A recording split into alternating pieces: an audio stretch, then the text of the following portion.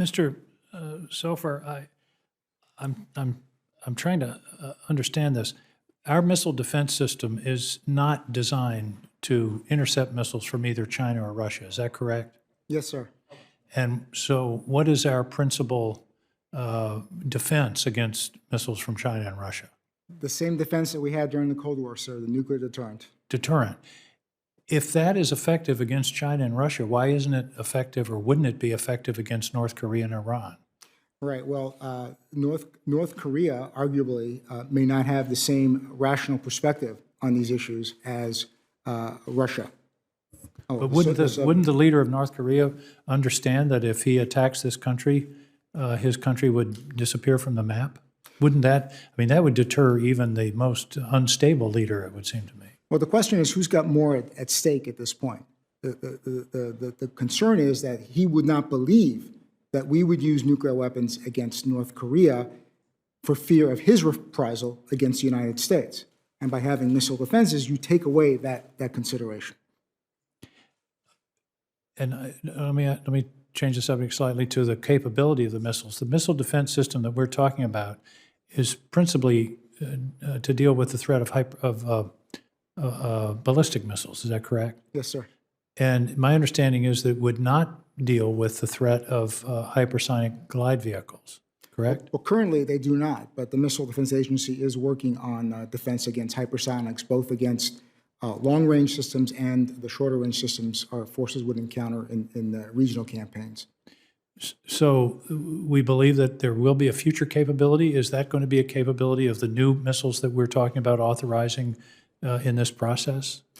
I am not completely familiar with the budget request at this point, but I do know that the Missile Defense Agency is working on sensors and an intercept capability against hypersonic threats. But that is not what I was referring to in the SM-3-2A missile. The SM-3-2A is a regional missile, a Navy missile that intercepts ballistic missiles in the mid-course phase. And the hope is that we could give it some capability to also intercept very simple North Korean ICBMs, missiles that are headed from North Korea to, say, Guam or Hawaii or even the continental United States. Mr. Panda, you talked about the action-reaction.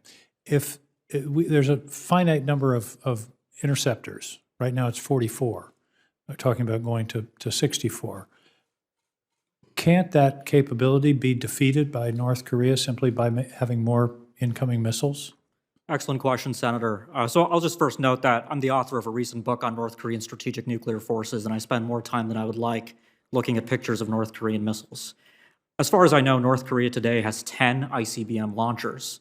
As far as I'm also aware, based on open sources, MDA's concept of operations for GMD relies on using 4 interceptors per incoming target reentry vehicle, soon to become 3, but currently 4, I believe. So if we just do the math, North Korea would need to add a single additional ICBM launcher to potentially saturate GMD.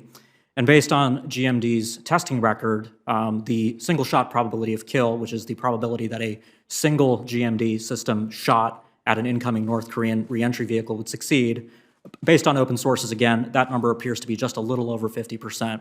So based on that assessment, Senator, I would say that North Korea can probably today bet on delivering a thermonuclear warhead to the continental United States. And I believe that is entirely the reason that Kim Jong-un today feels that he has a nuclear deterrent. He declared in November 2017 that his nuclear deterrent was complete before turning to negotiations with the United States. So I do think that would be a correct assessment of the situation. But this is exactly what you're talking about, is as you build up your missile defense, then your adversary is incented to build up their side of the offensive capability. Is that your position? That is correct. North Korea, of course, is quite resource constrained, Senator. So if we were to go to 64 GBIs, I can't predict today whether Kim Jong-un would have the resources or the wherewithal to keep building ICBM launchers and ICBMs to cope with that. I will, however, point out that qualitative modernization is also underway in North Korea. In October 2020, North Korea demonstrated a missile, the largest road mobile missile anywhere in the world today, because most countries don't deploy road mobile liquid propellant missiles like North Korea does. But the missile that they demonstrated appears to be large enough to carry multiple reentry vehicles. North Korea is also working on countermeasures, which will include sophisticated and unsophisticated decoys. And so I completely think that even North Korea can certainly cope with qualitative advancements to our own missile defense. Mr. Stover, I'm out of time, but I think you wanted to respond. Right, so, we don't just try to deal with North Korean ICBMs with active missile defense. It's a combination of deterrence, as you suggest, as well as attack operations. We're going to try to find as many of these launchers on the ground as possible and take them out before they launch. And then there's active defense, right? But the bigger point here is if we were not to compete with North Korea, if we were not to build missile defenses against the North Korean threat, what kind of signal is that going to send to our allies? If we're not willing to defend ourselves against North Korea, a country that can barely afford to feed itself, why would their allies think that we are going to risk our own lives to come to their defense? Senator Fisher.